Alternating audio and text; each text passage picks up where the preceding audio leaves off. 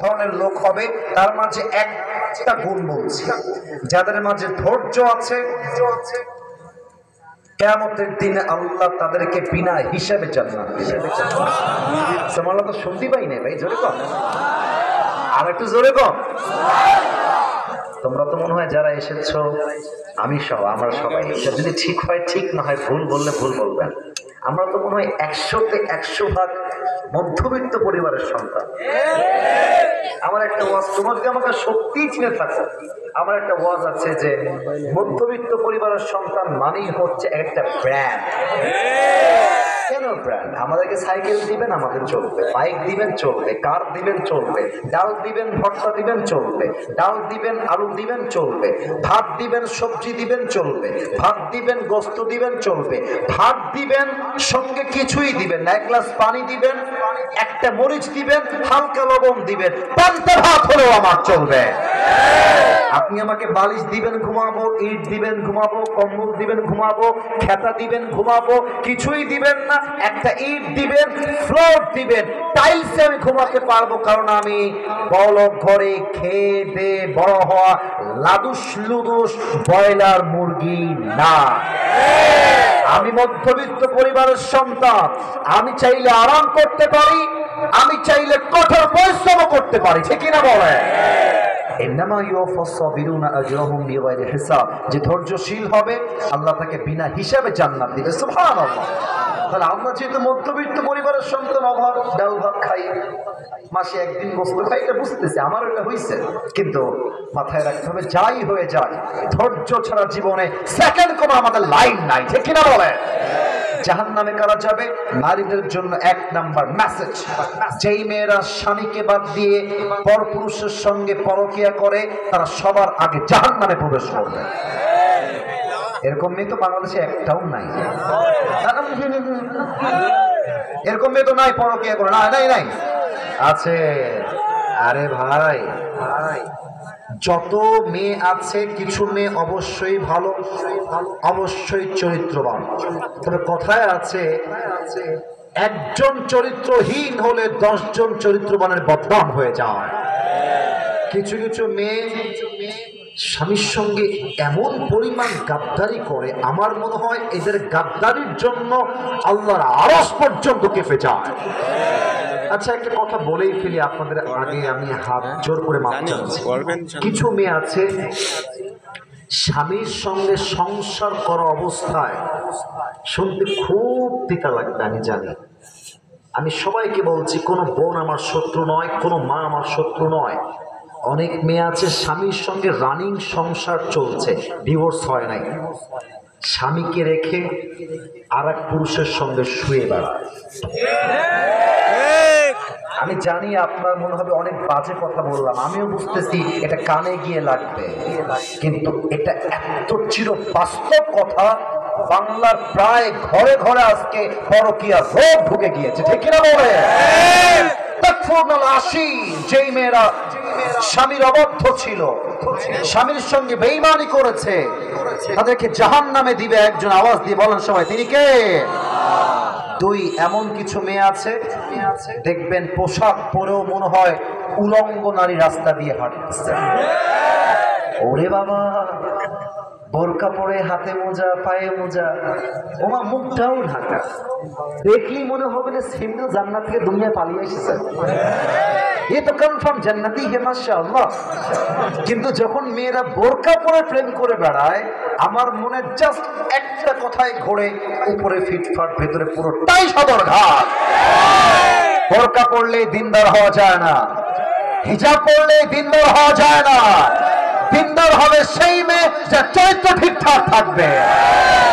আল্লাহ এরকম বোরকাওয়ালি মেয়েদেরকে হেদায়েত দান করুন, পরের সময় আমিন। সর্বশেষ আয়াত থেকে বলবো, ইয়াতাসাআলুনা আনিল মুজরিমিনা মা সালাকাকুম ফি সাকার ক্বালু লাম নাকু মিনাল মুসাল্লিন।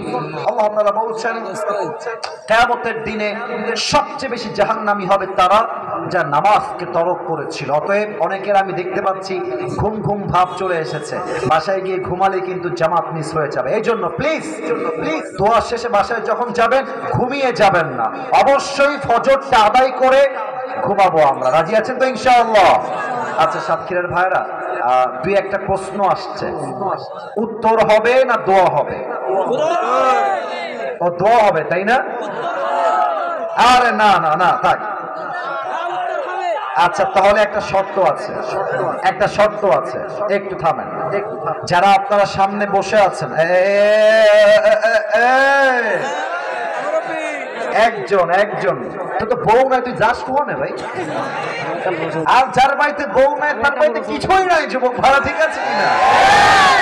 তুমি কোনে যাচ্ছ ভাই? কোনে বসো বাড়ি, কোনে বসো, কোনে বসো। আপনাদের মাঝে আমি একটা আবদার রাখতে চাই। একজন যুবক এখন দাঁড়িয়ে যাবে, যেই যুবকটার বউ নাই, দাঁড়িয়ে সে তাকবীর দিবে, লিল্লাহি তাকবীর, আল কোরআনের আলো, এই তাকবীর। কোন বাঘের বাচ্চা আছে দাঁড়িয়ে যাও, কে আছে দেখি তো? হ্যাঁ দাও, সামনে আসো, হ্যাঁ সামনে আসো। আচ্ছা দেন না, যে কেউ দিলে দেন দেন, সমস্যা নাই।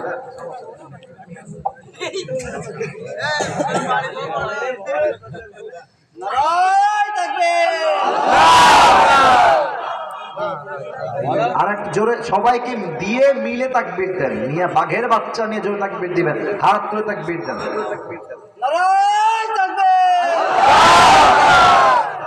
আচ্ছা, আল কোরআনের আলো, আল হাদিসের আলো, কোরআন হাদিস যেখানে, আলেম উলামা যেখানে, সাতক্ষীরাবাসী যেখানে। সেখানে কিছু প্রশ্ন আছে, কিছু বাংলা, আবার দেখছি কিছু প্রশ্ন, আবার কিছু লেখালেখিও আছে। আচ্ছা দেখা যাক, ইংরেজি প্রশ্ন কে করেছে রে বাবা? ওরে বাবা রে বাবা। ও কোথাও একবার মাহফিলে গেছিলাম কয়েকদিন আগে, ওখানে গেলাম ইংরেজি প্রশ্ন দিয়েছিল, ওগুলো দেখে তোমরা শিখেছ। বুঝে গেছি সোনামণি, আমি কিন্তু নতুন না, আমি কিন্তু পুরাতন এখানে, ঠিক আছে কি না? আচ্ছা দেখা যাক কে প্রশ্ন দিয়েছে, পরে দেখা যাবে। তাকবীর দেই, নারায়ে তাকবীর। আচ্ছা এই ইংরেজি প্রশ্ন কে দিয়েছো আমি ভালোবেসেই জানতে চাই, কোনো ধমক দিব না, কসম ধমক দিব না। কে আছে? এটা প্রশ্ন কে দিয়েছে? এই ধমক দিব না বললাম তো। কেন কেন হাত তুলছে না? Something is wrong, something is wrong. আচ্ছা প্রশ্ন পড়ি, তাহলে বোঝা যাবে যে আসলে সামথিং ইজ রংটা কি। প্রথমে আরবিতে লিখেছে সালাম, আসসালামু আলাইকুম ওয়া রাহমাতুল্লাহ। দেখা যাক কি লিখেছে। ওয়ালাইকুম আসসালাম। হুজুর, I want to get married, but I can't say it in my house. I can't control myself. What should I do now? I want to know from you. It's a very important question, mashallah. বিয়ে করতে চাই কিন্তু বলতে পারছে না। সে লিখেছে যে আমি বলতে চাই হুজুর, আমি না সইতে পারছি না বলতে পারছি, এখন আমি কি করতে পারি? আমি বলবো তুমি গাঞ্জা খেয়ে মরে যাও। এটা মজা করলাম। মূল কথা হচ্ছে বাবা মা জানে যে আমার ছেলের বয়স হয়ে গেছে, ওকে বিয়ে না দিলে অন্যায় জড়িয়ে যাবে। অনেক বাবা মা জানার পরেও সন্তানকে অবহেলা করে বিয়ে দিতে চায় না যুবক ভাইরা, আছে কিনা বলো? আর বাবারা কি কয়, তোরে আগে নিজের পায়ে দাঁড়াতেই হবে, তাছাড়া তোর বিয়ে হবে না নে। আমি কব কি জানেন আব্বাজান, নিজের পায়ে দাঁড়াতি দাঁড়াতি যৌবনের চাকা তো নষ্ট হয়ে যায়। বুঝতে হবে, বুঝতে হবে। আচ্ছা দুইটা কথা। এক, দেখো শুধুমাত্র তোমার বাবার উপরে চাপ দিলেই হবে না। একটা কথা ইঙ্গিতে বলছি, ইঙ্গিতে বুঝে নাও। বুদ্ধিমানের জন্য ইশারাই যথেষ্ট। আজকালকার মেয়েরা এইটা ছাড়া বিয়ে বসতে চায় না, চায় না। আজকালকার মেয়েরা কেমন? I'm not saying that everyone is equal. I don't measure everyone equally. আমি বিশ্বাস করি সবাই যেমন খারাপ না, আবার সবাই তেমন ভালো না। অনেক মেয়ে আছে প্রেম করার সময় একটাও লাগে, আর প্রেম যখন শেষ বিয়ের সময় দেখবেন বুইড়া টাকলাকে টাকা পাইলে বিয়ের পিড়িতে বসে যায়। এরকম মেয়ে বলেন সবাই আছে না নাই? যুবক বিয়ে করতে তুমি চাও, তোমার বাপও রাজি, বাট মেয়ে তো সেই কোয়ালিটির হওয়া লাগবে যেই মেয়ে টাকার জন্য নয় চরিত্রের জন্য বিয়ে করতে চাইবে, ঠিক? তবে মেয়েদের সমস্যা আর এক জায়গাতে আছে। আপনারা আমার কথা রাগ করবেন না, রাগটা করছেন নাকি ভাই? আপনারা আমার মানুষ, আমি আপনাদের মানুষ। মেয়েদের সমস্যা কোথায়? মেয়েরা বিয়ের পরে সুখের মাপকাঠি বানায়, স্বামীর বাড়ি, স্বামীর গাড়ি, স্বামীর ইনকাম, স্বামীর টাকা পয়সার উপরে ভিত্তি করে।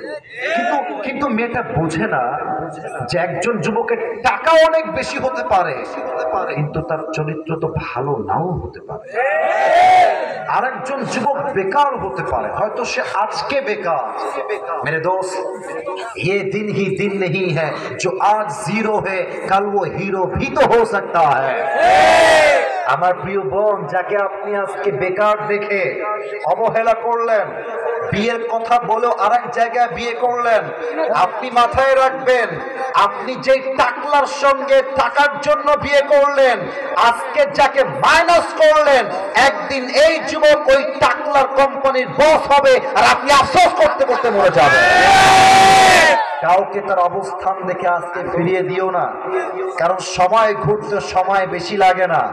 আজকে যে জিরো আছে, কালকে সে হিরো হতে পারে, কালকে যে হিরো আছে পরশু সে জিরো তো হতে পারে, ঠিক কিনা বলে? অতএব বোনেরা, টাকা থাকলেই লাভ দিয়ে পড়েন না, চরিত্র একটু জাস্টিফাই করে নেন। 2 নাম্বার কথা, যুবক বলেছে, I can't say it in my house and I can't control my self.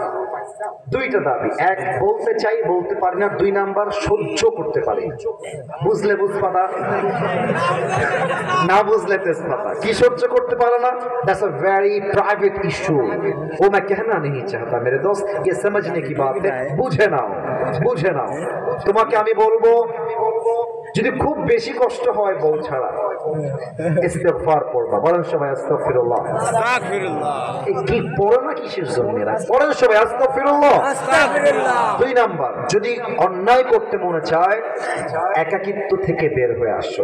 একা থাকবা, শয়তান গুতাবে। দেখ না, একটু মোবাইল ফোন দেখ, উল্টা পাল্টা একটু দেখ। একবার দেখবেন মন ভরবে না, আবার দেখাবে, আবার দেখাবে, এরকম ভাবে সারা রাতটা জেনার মধ্যে, হারামের মধ্যে কেটে যাবে, ঠিক কিনা বলেন যুবক ভাইরা? বলে একা একা থাকবে না। 3 নাম্বার, অলওয়েজ উঁচু করে রাখবা। পবিত্র থাকলে শয়তান কাছে আসতে পারে না, এবং পবিত্র থাকলে মানুষকে শয়তান থেকে বাঁচায় একজন, তিনি কে? আল্লাহ। 4 নাম্বার, এটা আমার জীবনের টিপস, যেটা আমি নিজে অ্যাপ্লাই করেছি। দেখো, তোমরাও যেমন যুবক, আমিও তেমন যুবক। তোমাদেরকে বুঝবো আমরা, তোমরা আমাদেরকে বুঝবা। কথা ঠিক আছে কিনা বলে? যত শয়তানের ওয়াসওয়াসা হোক, আপনার মাথার ডান পাশে, উত্তর চাই, বাম পাশে না ডান পাশে? জোরে কন, বাম পাশে না ডান পাশে? একটা রেহেল নিবেন, রেহেলের উপরে কোরআনটা এনে রেখে দিবেন, একদম চোখের পাশাপাশি। আপনার মন যখন বলবে পর্নোগ্রাফি দেখ, আপনার মন যখন বলবে গার্লফ্রেন্ডকে মেসেজ দে, আপনার মন যখন বলবে বাজে গান দেখ, ভিডিও দেখ, পর্নোগ্রাফি দেখ, ব্লু ফিল্ম দেখ, আপনি যদি একটু হলো ইমানদার হন, মনটা বলবে পাশে কোরআন, কোরআনকে রেখে আমি অন্যায় করতে পারি না। এটা হয় না, এটা আমার মাইন্ড ট্রিগার করবে আপনাকে। আপনি দেখবেন অনেক সময় আজান হলেই মুরব্বীরা চায়ের দোকানে টিভি বন্ধ করে দেন। অনেক সময় আজান হলে দেখবেন মেয়েরা মাথা কি দেয়, কারণ কি? তারা ইসলামকে ভালোবাসে, আজানকে তারা সম্মান করে। তো আপনি যদি মুসলমান ঘরের সন্তান হন, আপনার মাথার ডান পাশে কোরআন রেখে আপনি কখনো পর্নোগ্রাফি দেখতে পারবেন না, ঠিক কিনা বলে? এই 4টা আমল তোমার জন্য আমি শিখাই দিয়ে গেলাম। এখন গতি যে পারতেছো না, বিয়ে যে করতেছো, গতি যে পারতেছো না, কি করবা? শোনো, এক কাজ করতে পারো। আমার ওয়াজ আছে না, শুনতেই হবে না, শুনতে হবে না? আমার ওয়াজ আছে, শায়েখ আহমদুল্লাহর ওয়াজ আছে, এবং পাশাপাশি মিজানুর রহমান আজহারি হুজুরের ওয়াজ আছে। যত বিয়ের ওয়াজ আছে ছেড়ে দিয়ে বাথরুমে পালা যাবে। আবারও বলছি, যাদের ওয়াজ আছে অল্প বয়সে বিয়ে করলে কি লাভ হয়, ছেড়ে দিয়ে বাথরুমে ঢুকে যাবা। বাথরুমে ঢুকে গিয়ে বসে থাকবা, বাপ মা ওয়াজটা শুনবে। বাপ মা যদি বিবেকমান মানুষ হয়, আমার বিশ্বাস তোমার 1 মাসে বিয়ে কনফার্ম হয়ে যাবে, ঠিক কিনা? এবং এটা প্রমাণও আছে, আমার কাছে প্রমাণ আছে। সেই দিন আমার মাহফিল ছিল গাইবান্ধা সদরে। একজন যুবক আমাকে প্রশ্ন দিয়েছে যে, হুজুর, আপনার ওয়াজ শুনে, আজহারি হুজুরের ওয়াজ শুনে আমার আব্বা, আমার মা আমাকে ধরে বিয়ে দিয়ে দিয়েছে। এই সপ্তাহের আগের সপ্তাহের কথা, শুক্রবারে মাহফিলটা ছিল। তো আমার তখনই মনে পড়েছে যে আমাদের ওয়াজ দিয়ে 1 কোটি টাকার লাভ না হোক, অন্তত 1 লাখ টাকা লাভ যুবকদের হয়েছে। ঠিক আছে কিনা বলে? আমি আব্বাজানদেরকে বুঝাই বলবো, আব্বাজান অবশ্যই আপনার ছেলেকে সঠিক বয়সে বিয়ে দিবেন। আল্লাহ আমাদের সবাইকে সেই তৌফিক দান করুন। পড়েন সবাই আমিন। আচ্ছা, এটা কে দিয়েছে? এটা কি পড়া যাবে নাকি পড়বো না? আচ্ছা থাক, আর না, আমি বলি लेट मी टॉक यार, दिमाग से नहीं दिल से काम करना होगा। আবেগ দিয়ে না, বিবেক দিয়ে কাজ করেন। রাত এখন 4টা বেজে 5। আমাদের ধারণা ছিল 1 ঘন্টা ওয়াজ হবে। আমি কমিটিকে আগে বলে আসছি, বিশ্বাস না হলে জিজ্ঞেস করেন। কিন্তু এখন প্রায় রানিং 2 ঘন্টার কাছাকাছি। আপনারা বলবেন যে কেমনে সম্ভব? আপনাদের জন্যই সম্ভব হয়েছে। আরে আপনারা আজকে বসে বসে প্রমাণ করেছেন সাতক্ষীরার মাটি ইসলামের ঘাঁটি এইটা। আল্লাহ এই বসাকে কবুল এবং মঞ্জুর করে। পড়েন সবাই আমিন। এখন যারা দাঁড়িয়ে আছেন দাঁড়িয়ে থাকেন, আর বসা লাগবে না। আপনারা এই ভালোবেসে বললাম দাঁড়িয়ে দোয়া করবেন, তবে চলে যাবেন না। এতগুলো লোক দাঁড়িয়ে আছে, এটা সাধারণ কোনো ব্যাপার নয়। ইসলামের জন্য ভালোবাসা না থাকলে এত রাত পর্যন্ত ওয়াজ করা যায় না, ঠিক কিনা? তো যারা লেটা মেরে বসে আছেন আপনারা, এই যে আপনারা লেটা মেরে না বসে আত্তাহিয়াতুর শুরুতে বসেন। মাশাআল্লাহ মাশাআল্লাহ। না আমি তো লিখেই দিয়েছি ফেসবুকে, তুমি দেখো না কেন? পোস্ট করছি। বসে পড়েন, লেটা মেরে বসেন নাকি আত্তাহিয়াতুর শুরুতে বসবেন? যেইটা হয় আদবের সঙ্গে বসেন। আমি আবদার রাখবো আত্তাহিয়াতুর শুরুতে বসেন, তাহলে দোয়ার একটা আদব থাকবে, ইহতিরাম থাকবে। সবাই তাকবীর দেন, নারে তাকবীর। আলহামদুলিল্লাহি রাব্বিল আলামিন।